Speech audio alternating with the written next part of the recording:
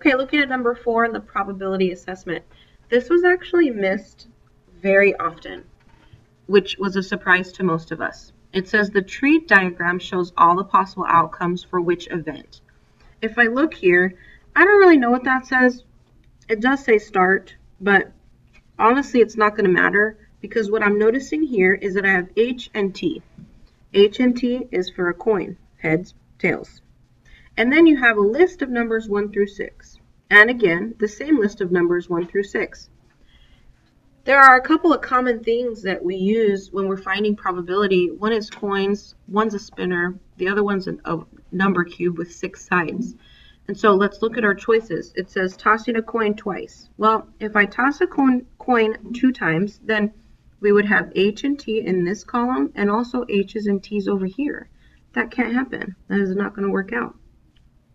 Rolling 2 dice. Well, that would be great, except that you wouldn't have a heads or a tails when you're dealing with 2 dice, so that's crazy. C says tossing a coin and 2 dice. Well, here is tossing a coin. Now, if I look at my options, if I've tossed a coin, then my options for landing not landing, but rolling a die is right here. That's just 1 dice. If I had another dice involved, there would be a whole other branch that would have numbers 1 through 6 listed here. That would be a crazy tree diagram, lots of information. Keep in mind that every sort of branch of info talks about a separate event. And here we have tossing a coin, which is 1 event, and tossing 2 dice. That's another 2 events. So you'd have to have 3 branches in a tree diagram. That's not going to work. And this one says tossing a coin. There's my coin. And rolling a die. There's my die.